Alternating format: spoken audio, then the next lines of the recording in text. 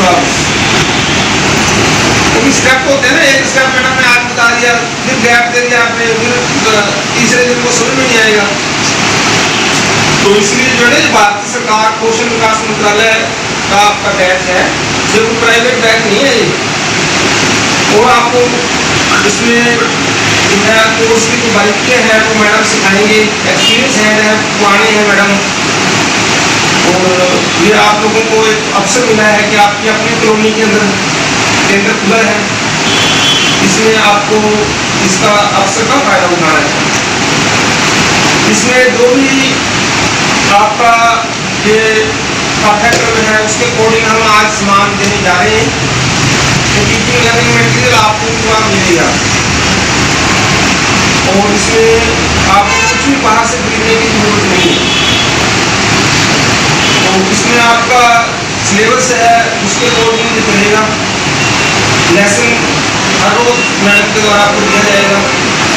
उस लेसन में से आपको कुछ भी समझ में नहीं आता तो आप उसको आपने क्लियर करना है, क्योंकि इसमें practical as well as practical दोनों चीज़ें है आपकी सिलेबस में। प्रैक्टिकल ज़्यादा है, जैसे 65% 70% प्रैक्टिकल है क्योंकि टेक्निकल कोर्स है, और 30% जो है वो थ्योरेटिकल कोर्स में होता है। उसमें आपको स्टेप्स जो है वो क्वेश्चन आंसर टाइप भी लिखवाए जाएंगे। तो इसमें जो है कि ये कोर्स जो है जन शिक्षण संस्थान कौशल विकास भारत सरकार द्वारा पूरे जिले के अंदर चलाए जाते हैं।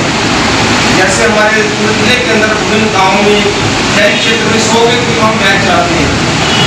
इसमें हमारा एक एग्रीकल्चर हेल्थ केयर का है, जैसे इसमें टेलरिंग का कोर्स होता है, हमारा कंप्यूटर एप्लीकेशन है, हाथ की कढ़ाई होती है, मशीनी कढ़ाई होती है। तो ऐसे ही हमारे मधुमक्खी पालन, इलेक्ट्रीशियन, एसी रिपेयर, ऐसे बहुत से कोर्सेज हैं हमारे पास। लड़कों के कोर्स भी होते हैं और लड़कों के ज़्यादा इसमें कोर्स हम रखते हैं। तो इसके अंदर आपको कोर्स करने के बाद जो है इसकी असेसमेंट होगी। इसमें आपका एक तो अटेंडेंस आपकी 90% जरूरी है। 90% अटेंडेंस नहीं होगी तो आप फिर पेपर में नहीं बैठ पाओगे। और दूसरा जो है इसके अंदर आपका बाहर से जो असेसर आएगा वो आपसे सारे प्रैक्टिकल भी करवा के देखेंगे, रिटन पेपर भी होगा। असेसमेंट में अगर आप पास होते हो फिर आपको सर्टिफिकेट मिलेगा। अगर आप असेसमेंट में पास नहीं होते तो फिर सर्टिफिकेट नहीं मिलेगा। तो इसलिए आपको जो है इसमें पूरी मेहनत से काम करना है और इसमें मेडल की आज्ञा में काम करना है। आपको पता ही है कि गुरु का बिना ज्ञान नहीं होता ना, तो गुरु का जो है उसमें गुरु की रिस्पेक्ट करना आपकी मॉरल ड्यूटी है। गुरु जैसे आपको चलाएंगे उस हिसाब से आपने चलना है।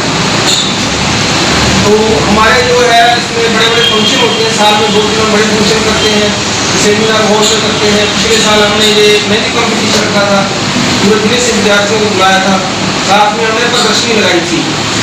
JSS के बच्चे जो सामान बनाते हैं, जैसे हमारे सॉफ्ट टॉयज हैं, कढ़ाई वाले सूट हैं, ठीक है ना, तो और भी बहुत सी चीज़ें जो सिलाई के अंदर बहुत से प्रोडक्ट इसमें बच्चे तैयार करते हैं, उन सभी की हमने एक प्रदर्शनी लगाई थी। वो हर साल ही हम लगाएंगे, उसमें आपको वहाँ पे भी मौका देंगे। जैसे मेहंदी का कंपटीशन एक हमने पिछले साल जो है मॉडलिंग का कंपटीशन शुरू किया था, बहुत ही सक्सेसफुल रहा था। कि हमारे बच्चों की डिमांड थी कि मॉडलिंग का कंपटीशन करवाया जाए। शिक्षा में काफ़ी टाइम से ये नहीं हो रहा। उसमें बच्चों को क्या होता है कि स्टेज पर कुछ परफॉर्मेंस देने का मौका मिल जाता है, बच्चों का कॉन्फिडेंस बढ़ता है। ये प्रोग्राम इसलिए करवाया जाता है बच्चों को कॉन्फिडेंस बढ़ाने के लिए। तो उसमें हमारे सेंटरों से जो है बच्चों ने पार्टिसिपेट किया था, उसमें हमें फर्स्ट सेकंड थर्ड जो है प्राइज दिए थे। तो उसमें यही था कि ब्राइडल का था, वो उसमें ब्राइडल उसमें हर सेंटर से एक ब्राइडल को तैयार किया गया था, ब्राइड को तैयार किया गया। तो उसने रैंप के ऊपर जो है वॉकिंग की थी, रैंप वॉकिंग जिसको बोल देते हैं, उसको मॉडलिंग कह लो। तो इस प्रकार के हम क्रिएटिव जो है कंपटीशन है वो आगे भी करवाते रहेंगे। तो इसमें भी आपको मौका देंगे। तो इसमें आप लोगों को जो भी इसमें है, जैसे आपको पता है कि आपका ब्यूटी कल्चर का कोर्स है, इसमें देखो ब्यूटी का होता है इनर ब्यूटी और आउटर ब्यूटी, जिसको हम मोटे तौर पे कह देते हैं। पर्सनैलिटी डेवलपमेंट में क्या आ जाता है, पर्सनैलिटी डेवलपमेंट में क्या होता है कि आदमी का जो ड्रेसिंग सेंस है, उसकी ड्रेस कैसे होनी चाहिए, ओकेजन के अकॉर्डिंग ड्रेसिंग कैसी होनी चाहिए, उसकी जो है कि मेकअप कैसा होना चाहिए, ज्वेलरी उसकी कैसी होनी चाहिए, ये सारी चीज़ें आपको ब्यूटिशियन सिखाते हैं। या आप कोर्स करने के बाद खुद सीख जाओगे कि हमने जो है कि आपकी पर्सनैलिटी के अंदर चीज़ों का मेजर रोल होता है। जैसे एक्सेसरीज होती हैं, शूज़ कैसे किसी ने पहने हुए हैं, ठीक है ना, उसकी ड्रेस कैसी है, उसके जो है ये सारी चीज़ों ये पर्सनैलिटी का पार्ट है। ये आपका पर्सनैलिटी डेवलपमेंट कोर्स भी है, साथ साथ ब्यूटिशियन के साथ पर्सनैलिटी डेवलपमेंट कोर्स भी है। तो ये आपको मैडम सिखाएंगे, ये सारा जो है आपकी पर्सनैलिटी को कैसे बनाना है, पर्सनैलिटी ग्रूमिंग का जो कोर्स है ये मैडम आपको करवाएंगे। तो इसमें मैं थोड़ा सा आपको इनर ब्यूटी जो है उसके बारे में टिप्स दे दूँगा कि आदमी के लिए सिर्फ आउटर ब्यूटी नहीं है कि वो आदमी सिर्फ लुक वाइज ही सुंदर नहीं होना चाहिए, उसके अंदर जो है उसकी मानसिक सुंदरता भी होनी चाहिए, उसके अंदर उसका बिहेवियर अच्छा होना चाहिए, समाज के प्रति उसका नजरिया अच्छा होना चाहिए, उसकी पॉजिटिव थिंकिंग होनी चाहिए, ठीक है ना, उसको योगा करना चाहिए, मेडिटेशन करना चाहिए। तो टाइम मैनेजमेंट भी इसी में आ जाता है। तो इसमें जो है कि आपको जो है कि अपनी इनर ब्यूटी को हम कैसे जो है उसमें इम्प्रूव कर सकते हैं, उसके लिए भी आपको टिप्स लेने पड़ेंगे।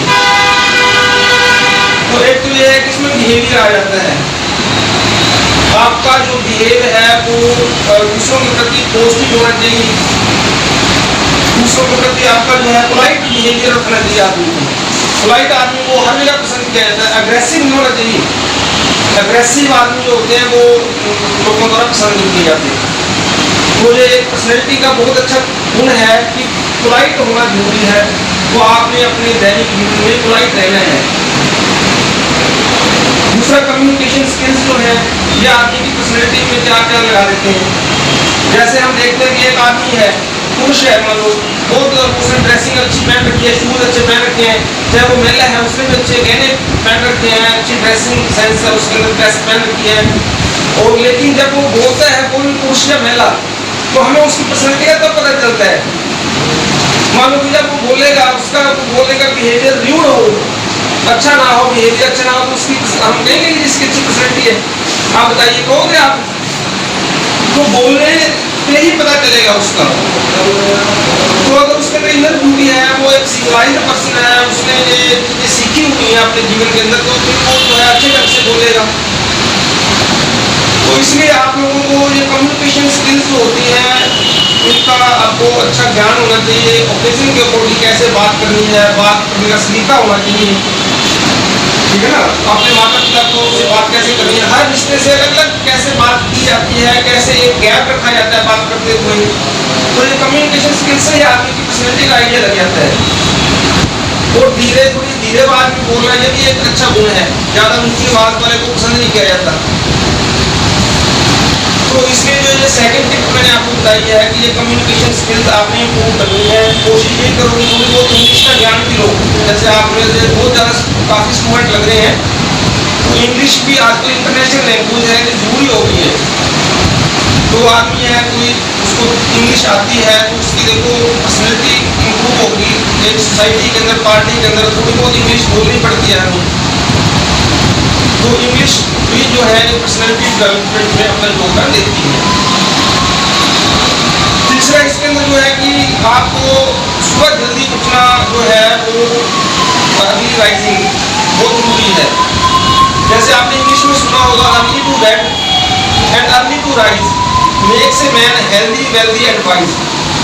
ये पुरानी कहावत है, ये आज की नहीं है, ये बहुत पुरानी कहावत है कि जो आदमी जल्दी सोते हैं और सुबह जल्दी उठते हैं, ठीक है ना, वो क्या होते हैं, बुद्धिमान होते हैं, हेल्दी होते हैं, स्वस्थ होते हैं। और ये आदत आपको डालनी है। ज़्यादा देर तक सोना नहीं है, जैसे सुबह 8 बजे तक सोना जो गलत है, तो आपको 5 बजे उठने की आदत सुबह होनी चाहिए। 5 बजे तो लास्ट जो है तो 5:30 बजे तक आपने उठना है। उसके बाद आपने 1 घंटा अपने ऊपर खर्च करना है। आजकल की सबसे बड़ी प्रॉब्लम ये है कि लोग अपने आप को टाइम नहीं दे रहे, जो कि सबसे जरूरी है। तो पहला तो इसमें फिटनेस पे ध्यान देना, आपका कोर्स भी यही है, beauty culture health care. Career जो है वो आपके कोर्स का करिकुलम का एक पार्ट है। उसमें सुबह उठो आप, उसमें से आप चाहे मॉर्निंग वॉक करो, चाहे आप योगा करो, चाहे मेडिटेशन करो, चाहे जो आपको अच्छा लगता है, रनिंग करो, तो आधा पौना घंटा अपने आप को दो। फिर जो है एक अपनी टू डू लिस्ट बनाओ कि मैंने आज दिन में कौन कौन से काम करने हैं। चाहे टू डू लिस्ट तो आप रात को बना सकते हो, अगले दिन की टू डू लिस्ट होती है कि मैंने कौन कौन से काम करने हैं, तो उसको दो भागों में बांट सकते हो। तो इम्पोर्टेंट काम होते हैं अर्जेंट एंड इम्पोर्टेंट, दूसरे होते हैं non urgent and non important. जैसे सपोज करो आपने एक स्टूडेंट हो, आपने अपना जो है 2 घंटे आपने स्टडी करनी है, स्टडी वर्क है, वो इम्पोर्टेंट है, करना ही है हर रोज, उसको इम्पोर्टेंट में लिखो। फिर उसके अंदर जो है कि आपने ये अपनी प्रैक्टिस करनी है, ब्यूटी कल्चर को स्किल की ट्रेनिंग ले रहे हैं, इसकी आपने 1 घंटा प्रैक्टिस करनी है, ये इम्पोर्टेंट है, ये आपको करना पड़ेगा, ये उसमें लिखा जाएगा। ऐसे जो अनइम्पोर्टेंट है वो दूसरी लिस्ट में करो, फिर उसके अकॉर्डिंग चलो आप, उसका आपसे अगर टाइम मैनेजमेंट होगी आपकी, आपकी एनर्जी बचेगी। और सोशल मीडिया से दूर रहो। जो सोशल मीडिया आपको नॉलेज दे रहा है, आपके ज्ञान में वृद्धि कर रहा है, आपकी लाइफ के अंदर वैल्यू ऐड कर रहा है, वो काम करो। वो फेसबुक पे कोई ऐसा वीडियो है, यूट्यूब पे कोई वीडियो है जिससे आपको लाभ हो रहा है, आपकी सेहत में इंप्रूवमेंट हो रही है, आपको एजुकेशन मिल रही है, वो अच्छा है। बिना मतलब के वो है कि आजकल मैं देखा हूँ लड़के लड़कियां जो सहेलियों के साथ चैटिंग करते रहते बिना मतलब के कंट्रोवर्स को, that is the wastage of time, उससे बचना है। आपको पता है कि समय तो एक बार वेस्ट हो गया, वो दोबारा आ सकता है क्या? आज का कोई भी अमीर आदमी गुजरे हुए समय को नहीं जीत सकता, चाहे कितना भी अमीर हो। तो इसलिए टाइम को आपने वेस्ट कर दिया, तो कल को आपको इसके पछताना पड़ेगा। ये आपका करियर का टाइम है, इसको करियर जो है आपने अब बनाना है। अगर आप टाइम की बचत करोगे, समय का मूल्य करोगे, तो समय आपका मूल्य करेगा। नहीं तो मैं ऐसे बहुत सी सैकड़ों लोगों से मिला हूँ जो कि अब पछता रहे हैं, क्योंकि उन्होंने जब स्टडी का टाइम था, टाइम वेस्ट कर दिया, इधर उधर बैड कंपनी में वो पड़ गई, और अब जो है उनका कुछ नहीं हो सकता, क्योंकि समय गुजर के जो कैरियर बनाने का समय था।